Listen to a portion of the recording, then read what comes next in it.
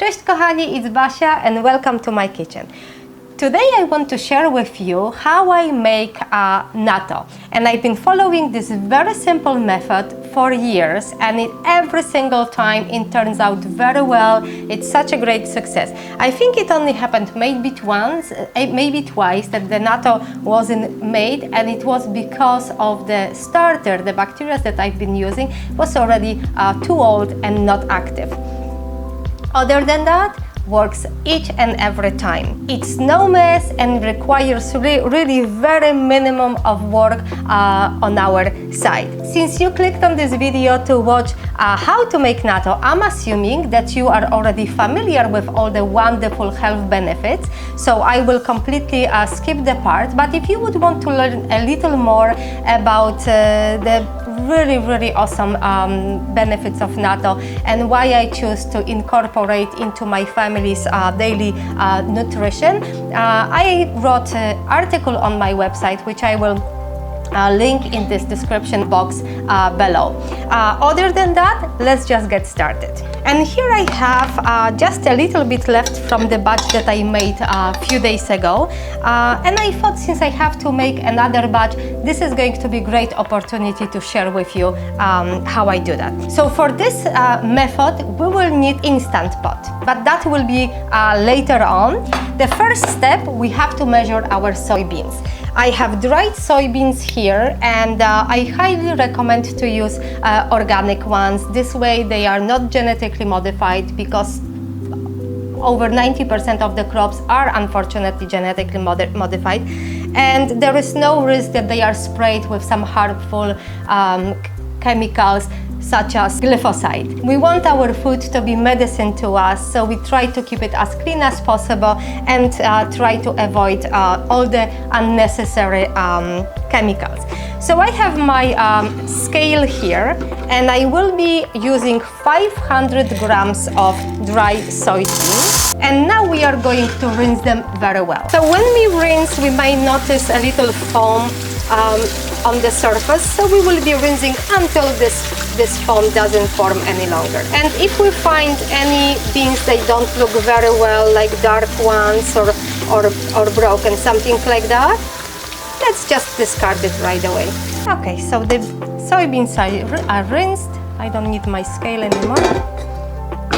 And now what we need, it's a bowl or pot, whatever you choose to use, and we're going to place the beans in the dish and cover it with water. I have just regular filtered water, cold filtered water. And I'm just going to quickly run my hand and see if I picked all the dark beans, the ones that I don't want to be here. Oh, here is another one. We're going to cover it with a cloth just to prevent any debris to go inside. And now we are going to leave those beans to soak on our kitchen counter for about 12 or even 24 hours.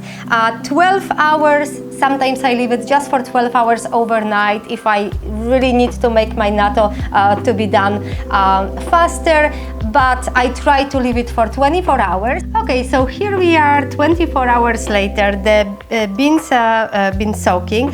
And this is the reason why I like to leave them for such a long time, because as they soak, after a certain amount of time, the lactofermentation starts to happen. And I believe that by soaking and also allowing those beans to lightly ferment prior to making our natto, it not only lowers those anti-nutrients in them, but also makes all the nutrients more bioavailable for us, because we know that sprouting, fermenting always makes the food much healthier for us and much more bioavailable. So this is exactly why I like to keep it for 24 hours. And it also has this light, almost like a sour yogurt-like smell. So that's a great indication that that's been happening. Most of the liquid had been absorbed into our beans. I'm just going very lightly to rinse them. And the water you can reserve, and it's wonderful for your compost, or I like to dilute it with tap water and have it for watering my plants. All right, they are rinsed now, and you may notice that some of the skins could come out. I'm never concerned about this, and I never really pick those skins. I let them go into the pot along with those beans. But if you would like to remove them, please go ahead and do that. So as I mentioned before, now we will be using our instant pot, and I like using it for two reasons. Because it allows me to pressure cook those beans, which makes them even better and easier to digest for us. It cooks much faster, but also it has the function to make yogurt, which we will be using later for the actual fermentation. So I'm going just quickly place them in the pot. And I'm going to cover it with water. Here I have 4 cups of water. That should be enough. The beans already soaked water. They will not soak anymore. It's just enough to have them covered, just like that, so they can nicely cook. And now we're just going to lock it. And here we have 2 settings for our valve. One is sealing, the other one is venting. We are going to put it on sealing. And bean chili, which is going to cook our beans for 40 minutes.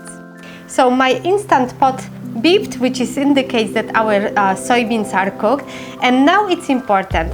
We're not leaving them to fully cool into the pot because we need them to be hot in order to activate the starter. So I will just very carefully release the steam. It's good to stay away. And I'm going to slowly turn it into the venting position and just stay away because the steam is very hot. You can do it a little at a time. And when the steam is safely, fully released, we can open our pot. Now we need to strain our beans because we don't need that much liquid. So all we need now is about 1/4 cup of this hot liquid, and the rest of the liquid you could use as a base for your soup. It's very good.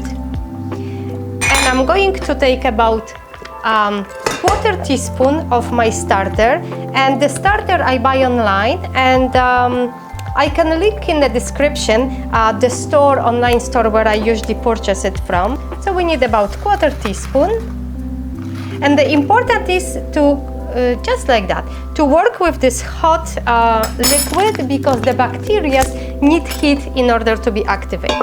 So now I'm going quickly to mix it, and now I'm going to add all my beans. And all it needs now, it's a good stir, so the liquid will cover very nicely and evenly our beans. I believe it's nicely mixed now, so I'm just going to smooth it out, and I have here a piece of unbleached parchment paper, which I'm going just to press down. This will prevent all the beans from drying, just like that, nicely covered, nicely pressed. And I believe it's much better, much healthier than using plastic wrap. So it's going back into our instant pot.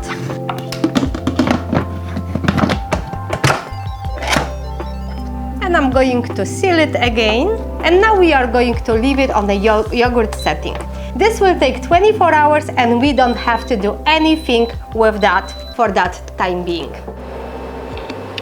So here we are 24 hours later, and now we will see the truth. Did it come out right? Let's check. Oh yes. You can smell right away that the fermentation happened, and when you look inside the pot, you can see the bacteria nicely developed everywhere, all over our beans. Okay, so what I'm going to do now, I'm going to just move our natto into the glass container. And now, after we do that, it's ready to be, of course, consumed, but we can also store it in refrigerator. And since you can normally buy frozen natto in stores, I believe natto is perfect for freezing. However, I never done it personally. I always leave it in the fridge, and we usually eat it within a week, maximum 2 weeks, this amount. So I never really froze my natto, because I am not 100% sure how the freezing will affect our bacteria, the quality of bacteria. So I'm going to quickly show you. I'm gonna take a little bit right in a bowl, just to show you even better what is happening here. See, when we start stirring this natto, there is more of this slimy coating developing, and this is exactly what we are looking for. I like it just like that. So now it's ready. We're going to, what I usually do, because when you put this in the fridge with the cover, usually the water condensation happens here, so I don't really want it to affect directly my natto. So I would use the paper that we had in our instant pot, and I will just put it here, fold it just like that, close it, and put right in the fridge. Kochani, I hope you really, I hope now you are encouraged to make your own natto. As I said before, you can buy it, but why buy if you can make your own, right? And the price for making such a big container is just fraction of what you would pay for like a 6-pack of those little tiny portions. So it's always worth it. Also, you know what beans you used, you know this entire process, and I just really I just showed you how simple it is. And for today, I thank you for being here. I hope you get inspired. I hope you are ready to make your own. And again, please share the video with anybody who might enjoy it.